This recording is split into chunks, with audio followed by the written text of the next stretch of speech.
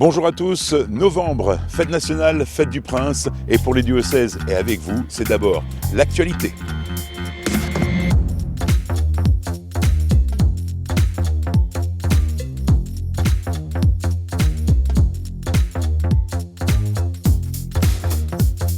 Comme nous vous l'annoncions le mois dernier, 50 diocésains se sont rendus à Lourdes pour le rassemblement Kérigma. Il s'agissait de partager des expériences d'évangélisation, mais surtout de lancer un nouvel élan missionnaire. Je vous invite fortement à découvrir en détail les enjeux de Kérigma avec notre vidéo dédiée que vous pouvez retrouver sur notre site internet diocèse.mc.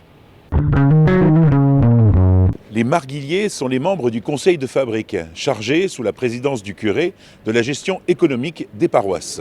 Le 24 octobre, Monseigneur David a reçu l'ensemble de ces marguilliers pour un nouveau mandat de 5 ans, suite à leur nomination au journal officiel.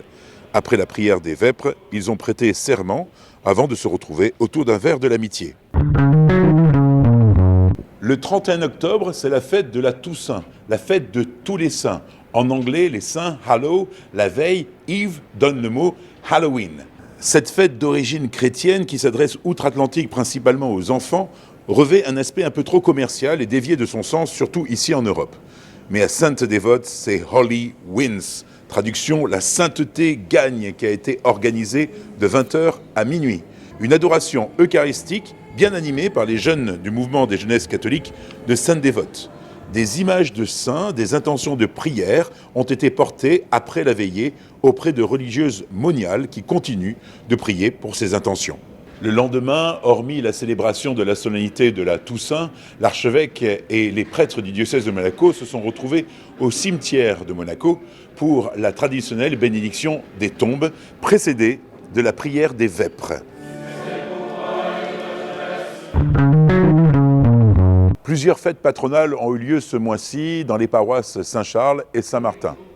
Ces fêtes patronales sont l'occasion pour les paroissiens de se réunir pour un moment de prière, mais aussi de convivialité autour de leur curé. Jean-Baptiste Garrigou est un prêtre orthodoxe qui est responsable de l'atelier Saint-Jean-Damascène. Il est aussi un très connu iconographe qui vient 3 fois par an pour un stage d'icône à Monaco qui regroupe une quinzaine de personnes. Notre archevêque a eu l'excellente idée de lui commander quelques icônes pour inviter à la prière dans la chapelle de l'Agora. Pour une chapelle diocésaine, quoi de mieux que de mettre en valeur les saints de nos différentes paroisses et les saints fêtés en particulier en principauté. Une bénédiction de ces icônes a eu lieu à la suite de la conférence donnée par Monseigneur David et le Père Garrigou le 3 novembre dernier. L'événement Good News aura lieu à l'Agora du 22 novembre au 22 décembre, proposé par l'artiste Anne-Laure Lavagna. Entre ateliers et expositions, une belle manière de se mettre en route vers Noël pendant l'Avent. Tous les renseignements sur notre site internet et une prochaine vidéo dédiée.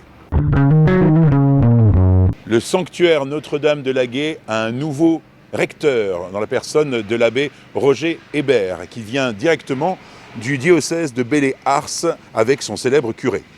De nombreux projets sont en route pour faire évoluer l'accueil et l'hôtellerie du sanctuaire. Nous y reviendrons dans une prochaine vidéo.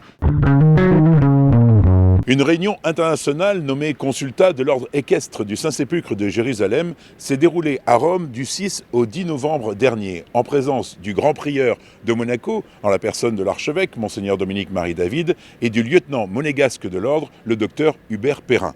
Ils reviennent pour nous sur cet événement.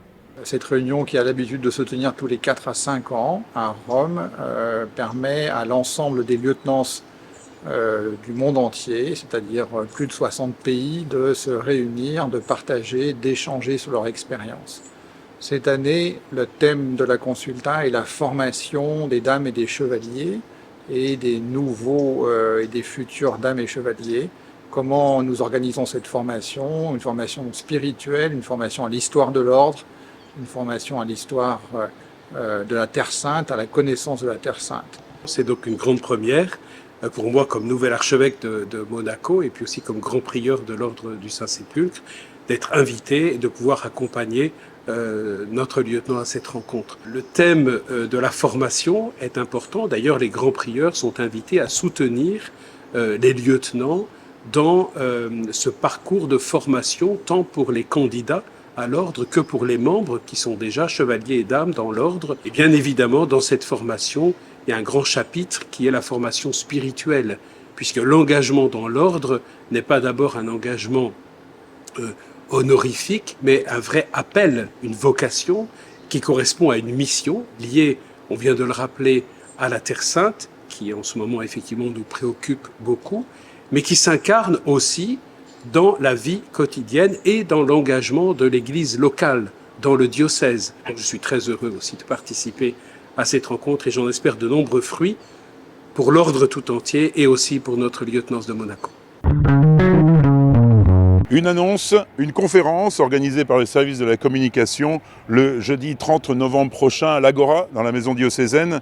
Le sujet, l'Arménie, peuple en danger de mort. Pour évoquer la tragédie du Haut-Karabakh, le diocèse reçoit 2 fins connaisseurs. Il s'agit d'Élise Bogossian et Tigran Yegavian. Toutes les informations et pour vous inscrire, c'est sur le site internet diocèse.mc. C'est ainsi que s'achèvent les news de ce mois de novembre. Rendez-vous le mois prochain pour de nouvelles actualités. Et n'oubliez pas évidemment de vous inscrire à la newsletter sur le site du diocèse de Monaco, diocèse.mc. À bientôt.